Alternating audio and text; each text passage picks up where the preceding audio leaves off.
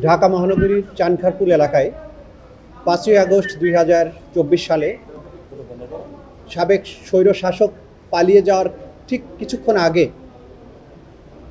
March two Dhaka কর্মসূচি, যেটা ছিল বৈষম্য বিরোধী ছাত্র আন্দোলনের, সেই কর্মসূচিতে অংশগ্রহণের জন্য সারা দেশ থেকে মানুষ শহীদ মিনার হয়ে ঢাকায় দিকে প্রবেশ করার যে চেষ্টা করছিলেন, সেই সময়ে চানখারপুল এলাকায় ৬ জন মানুষকে মাত্র স্বল্প দূরত্ব থেকে চাইনিজ রাইফেল দিয়ে গুলি করে হত্যা করা হয়।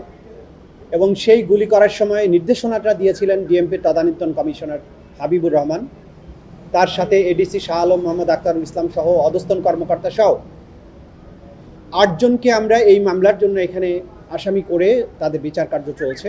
সিল্কোর সিল্ক অ্যান্ড শাইন, যাতে আছে আর্গান অয়েল ও ওট প্রোটিনের গুডনেস, যা আপনার চুলকে রাখে হেলদি অ্যান্ড শাইনিং। তাদের মধ্যে যাদের কমান্ড রেসপন্সিবিলিটি ছিল তারা অর্ডার দিয়েছেন এবং বাকিরা সরাসরি চাইনিজ রাইফেল এবং এসএমজি দিয়ে গুলি করে ছাত্রদেরকে হত্যা করেছেন।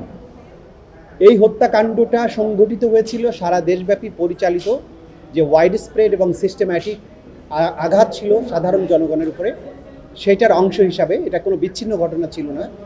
এবং যারা আক্রমণকারী ছিলেন তারা প্রত্যেকেই জানতেন যে এই আঘাতটা সারা দেশব্যাপী যেভাবে পরিচালিত হচ্ছে তারাও সেভাবে পরিচালিত করেছেন, এবং এটা ছিল নিরস্ত্র সাধারণ ছাত্রদের হত্যা করার চেষ্টা।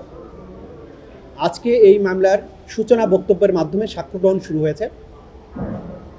প্রত্যক্ষদর্শী সাক্ষী, শহীদ পরিবারের সদস্যরা, যারা মামলার ভিকটিম, যারা আহত হয়েছেন, যারা ঘটনাস্থলে প্রেজেন্ট ছিলেন, তারা সাক্ষী দিবেন।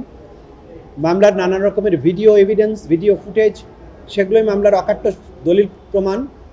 এর বাইরে ডিএমপির কমিশনের ওয়্যারলেসের মাধ্যমে অধস্তন অফিসারদেরকে কিভাবে চাইনিজ রাইফেল ব্যবহার করে বিক্ষোভকারীদের গুলি করে হত্যা করার নির্দেশ দিয়েছিলেন, সেগুলো আমরা জব্দ করে আদালতে উপস্থাপন করেছি। বিভিন্ন ডকুমেন্টের মাধ্যমে, পুলিশের ইন্টারনাল কমিউনিকেশনের মাধ্যমে এই ছাত্র জনতাকে হত্যা করার যে নির্দেশনা, সেগুলো আমরা দাখিল করেছি। এই সব কিছুর মাধ্যমে আসামিদের বিরুদ্ধে অকাট্যভাবে প্রমাণ করার মতো সাফিসিয়েন্ট ম্যাটেরিয়াল প্রসিকিউশনের হাতে আছে, যেগুলোর মাধ্যমে আসামিদের অপরাধ প্রমাণিত হবে। আজকে প্রথম সাক্ষ্য গ্রহণ হচ্ছে এবং প্রথম সাক্ষী দিচ্ছেন শহীদ শাহরিয়ার খান আনাসের বাবা এবং মা, এবং এরপরে যারা প্রত্যক্ষদর্শী আছেন একের পর এক সাক্ষ্য দিতে থাকবেন।